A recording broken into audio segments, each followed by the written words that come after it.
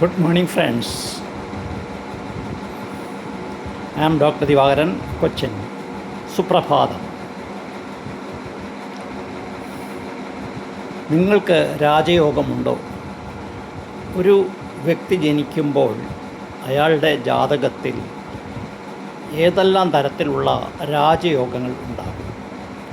ആ വ്യക്തി എവിടെ ജനിച്ചാലും ഒരു ചക്രവർത്തി യോഗത്തിലാണ് ഒരു വ്യക്തി ജനിക്കുന്നതെങ്കിൽ അയാൾ എന്തെല്ലാം വിധത്തിലുള്ള തടസ്സങ്ങൾ അയാളുടെ ജീവിത പന്ഥാവിലുണ്ടായാലും അതെല്ലാം തരണം ചെയ്ത് അയാൾ ആ പദവിയിൽ എത്തിച്ചേരും. ഇതിനൊരു ഉദാഹരണമാണ് നമ്മുടെ പഴയ പ്രധാന പ്രസിഡൻ്റായിരുന്ന ശ്രീ KR നാരായണൻ. അദ്ദേഹം ജനിച്ചത് ഒരു താഴേക്കടയിലുള്ള ഒരു കുടുംബത്തിലാണ്. വിദ്യാഭ്യാസം നടത്താൻ പോലും നിവൃത്തിയില്ലാതെ വളരെ വിഷമിച്ച ഒരു കുടുംബത്തിൽ, ഒരു വേലൻ സമുദായത്തിൽ ജനിച്ച അദ്ദേഹം വിദേശ പഠനത്തിനൊക്കെ ആയിട്ട് തിരുവിതാംകൂർ മഹാരാജാവിനെ ചെന്ന് മുഖം കാണിക്കുകയും അദ്ദേഹത്തിൻ്റെ സകല പഠന ചിലവുകളും തിരുവിതാംകൂർ മഹാരാജാവ് ഏറ്റെടുക്കുകയും അദ്ദേഹത്തെ വിദേശത്തേക്ക് പറഞ്ഞുവിടുകയും അങ്ങനെ അദ്ദേഹം കേംബ്രിഡ്ജ് സർവകലാശാലയിൽ ചേർന്ന് പഠിക്കുവാനും നെഹ്റു മുതലായിരിക്കുന്ന നേതാക്കന്മാരുമായി കൂടിച്ചേരുവാനുമൊക്കെ ഇടവന്നു. അദ്ദേഹത്തിൻ്റെ ജാതകത്തിൽ നമുക്ക് നീചഭംഗ രാജയോഗം കാണുവാനായിട്ട് സാധിക്കും. നമ്മുടെ ബഹുമാന്യനായ ശ്രീ നരേന്ദ്ര മോദിജി, അദ്ദേഹത്തിൻ്റെ ജാതകത്തിലാകട്ടെ ചന്ദ്രൻ നീചനായിട്ട് വരികയും ആ ചന്ദ്രൻ വൃശ്ചിക രാശിയിലാണ് നീചമായിട്ട് വരുന്നത്.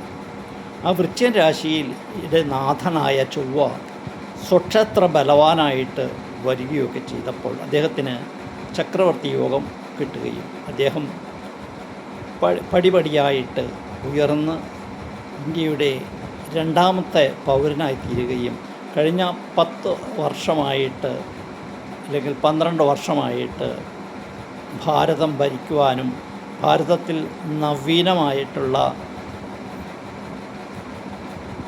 പുരോഗതി വരുത്തുവാനുമൊക്കെ അദ്ദേഹത്തിന് സാധിച്ചു. ലോകരാഷ്ട്രങ്ങളിൽ അദ്ദേഹത്തിന് 33 അന്താരാഷ്ട്ര ബഹുമതികൾ നേടിയെടുക്കുവാനായിട്ട് അദ്ദേഹത്തിന് സാധിച്ചു.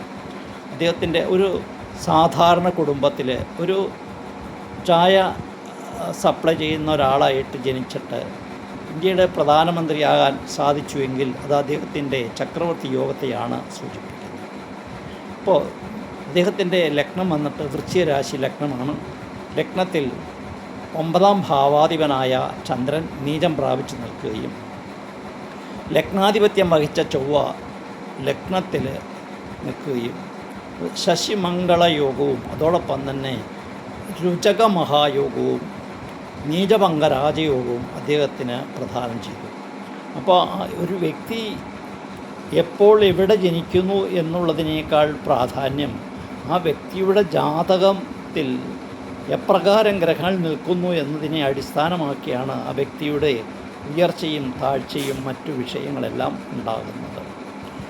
ചൊവ്വ സ്വക്ഷേത്ര ബലവാനായിട്ട് ലഗ്ന കേന്ദ്രങ്ങളിലൊക്കെ വന്നു കഴിഞ്ഞാൽ രുചക മഹായോഗം ഉണ്ടാവുകയും ആ വ്യക്തി പട്ടാളം, പോലീസ് മുതലായവയുടെ മേധാവികളാകുക, പട്ടാള മേധാവിയാകുക, അല്ലെങ്കിൽ സൈന്യത്തിൻ്റെ നേതൃത്വ സ്ഥാനത്തിൽ വഹിക്കുക, ഗ്രാമത്തിൻ്റെയോ പഞ്ചായത്തിൻ്റെയോ ഒക്കെ നേതൃത്വ സ്ഥാനങ്ങൾ വഹിക്കുക, കഠിനാധ്വാനം ചെയ്യുവാനുള്ള യോഗമൊക്കെ ഉണ്ടാകുക, കരാട്ടെ, ജൂഡോ മുതലായൊക്കെ പഠിക്കാനൊക്കെ അദ്ദേഹത്തിന് സാധിക്കുക.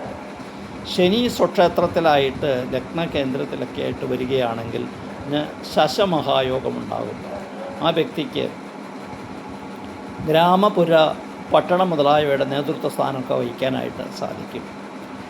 ഒരു ഭാഗ്യാധിപനും അത് ധർമ്മകർമാധിപേ നിജേതതി സ്ഥേ കേന്ദ്രസ്ഥിതേ ജാത, ധർമാധിപനും കർമാധിപനും നീചം പ്രാപിച്ചത് കേന്ദ്രഭാവത്തിലായിട്ട് വന്നാൽ ആ വ്യക്തി ജനനേതാവായി തീരുവാനായിട്ട് ഇടയുണ്ട്. അതിൻ്റെ ഒരു ഉദാഹരണമാണ് ശ്രീനാരായണ ഗുരുദേവൻ. അദ്ദേഹത്തിൻ്റെ ഭാഗ്യാധിപനായിരിക്കുന്ന ഗ്രഹവും കർമാധിപനായ ഗ്രഹവും നീചം പ്രാപിച്ചു. ഭാഗ്യാധിപനായ ചൊവ്വ കർക്കിടക രാശിയിൽ നീചം പ്രാപിച്ചു. കർമാധിപനായ ശുക്രൻ കന്നി രാശിയിൽ നീചം പ്രാപിച്ചും വന്നു. പക്ഷെ അദ്ദേഹം വളരെ ഒരു പ്രബുദ്ധതയുടെ അല്ലെങ്കിൽ കേരളത്തിൽ നടമാടിയിരുന്ന ജാതി വ്യവസ്ഥയെ ഉന്മൂലനം ചെയ്യുവാനായിട്ട് നേതൃത്വം കൊടുക്കുവാനും പുരോഗമനപരമായിട്ടുള്ള പല കാര്യങ്ങൾ ചെയ്യുവാനും അനേക കവിതകൾ, അനേക സൂക്തങ്ങളെല്ലാം അദ്ദേഹം രചിക്കുവാനൊക്കെ ഇടവന്നു. അദ്ദേഹമാകട്ടെ ചട്ടമ്പിസ്വാമി മഹാരഥൻ്റെ ശിഷ്യനായിട്ട് വരികയും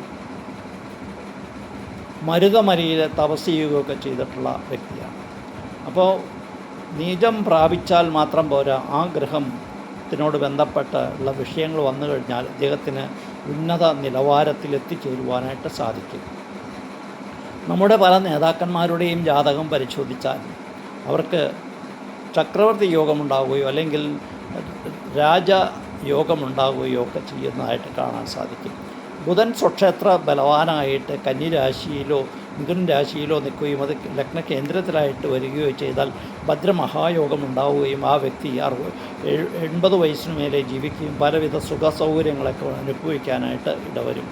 വ്യാഴം സ്വക്ഷേത്രത്തിലായിട്ടോ ഉച്ചത്തിലായിട്ടോ ലഗ്നകേന്ദ്രത്തിലായിട്ടൊക്കെ വരികയാണെങ്കിൽ അയാൾക്ക് ഹംസമഹായോഗമുണ്ടാകും.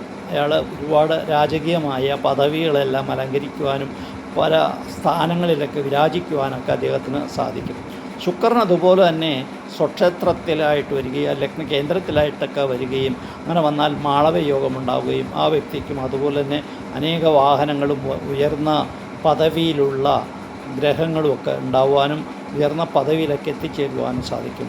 ഇപ്പോൾ രാജയോഗം അഥവാ നീചഭംഗ രാജയോഗം അഥവാ ചക്രവർത്തി യോഗം ജാതകത്തിലുണ്ടെങ്കിൽ ആ വ്യക്തി എത്ര താഴ്ന്ന നിലയിൽ ജനിച്ചാലും ആ വ്യക്തി ഉന്നത പദവികളിൽ വിരാജിക്കുവാനായിട്ട് സാധിക്കും. Thank you very much. I will continue tomorrow the predictions.